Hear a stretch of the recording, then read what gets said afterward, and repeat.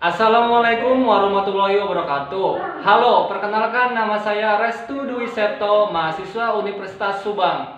Prodi Agroteknologi dengan nomor pokok mahasiswa F1B200009.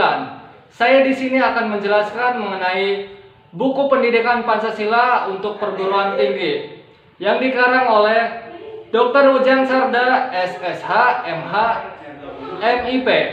Berikut materi penjelasannya.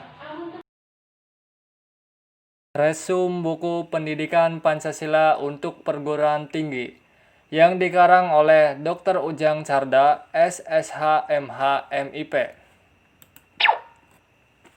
Bab 1. Orientasi terhadap pendidikan Pancasila. Landasan pendidikan Pancasila. Pancasila didominasi oleh pemikiran-pemikiran dari rejim untuk menyelenggarakan kekuasaannya pada masa Orde Lama.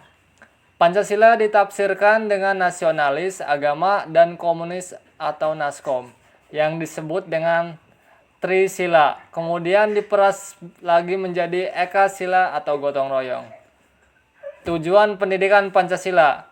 Pendidikan mengarah pada moral yang diharapkan dapat diwujudkan dalam kehidupan sehari-hari, yaitu perilaku yang memancarkan iman dan takwa kepada Tuhan Yang Maha Esa dalam masyarakat yang terdiri atas berbagai golongan agama.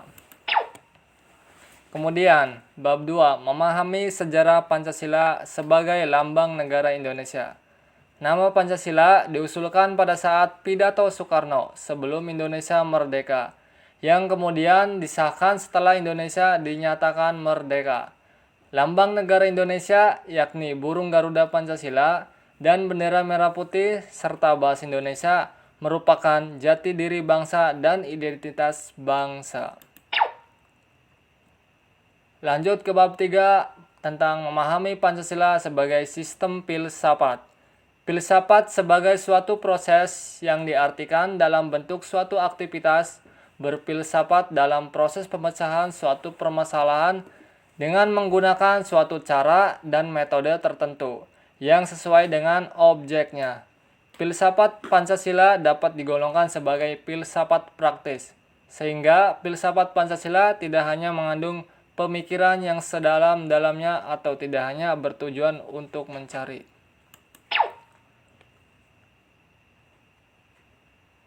Bab 4. Memahami Pancasila sebagai sistem nilai, etika, dan norma. Nilai pada hakikatnya adalah sifat atau kualitas yang melekat pada suatu objek, bukan objek itu sendiri.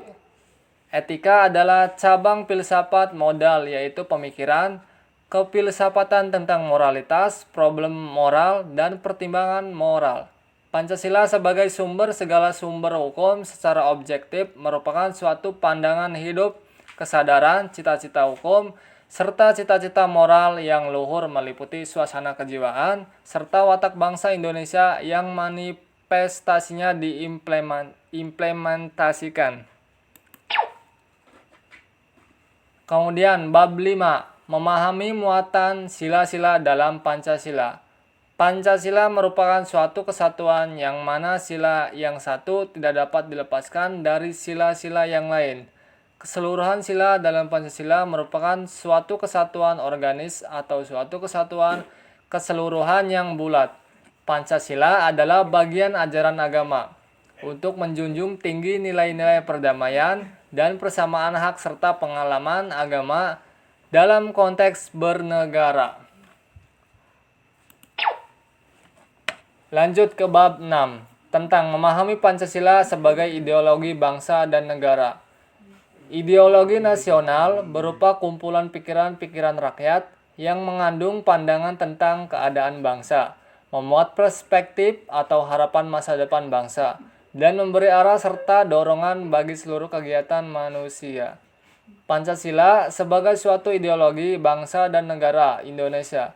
Maka Pancasila pada hakikatnya bukan hanya merupakan suatu hasil perenungan dan pemikiran seseorang atau kelompok orang, sebagaimana ideologi-ideologi lain di dunia. Adapun bab 7 tentang memahami demokrasi Pancasila.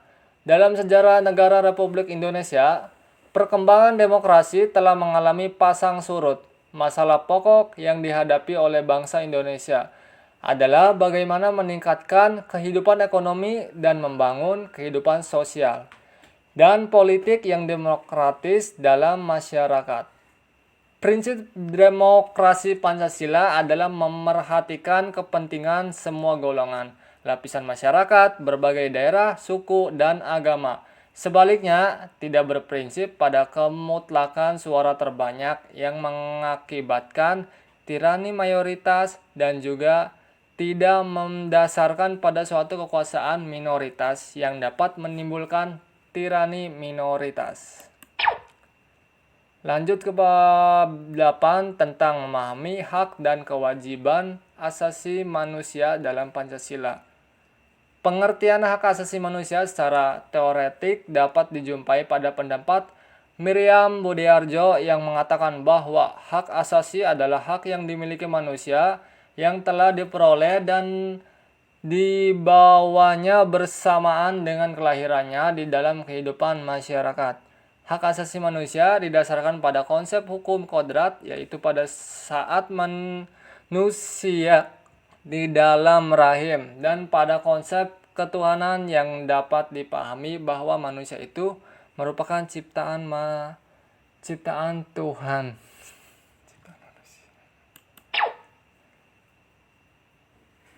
Bab 9. Memahami Pancasila dalam sistem ketatanegaraan Indonesia. Setiap orang berhak hidup sejahtera lahir dan batin, bertempat tinggal, dan mendapatkan lingkungan hidup yang baik dan sehat, serta berhak memperoleh pelayanan kesehatan.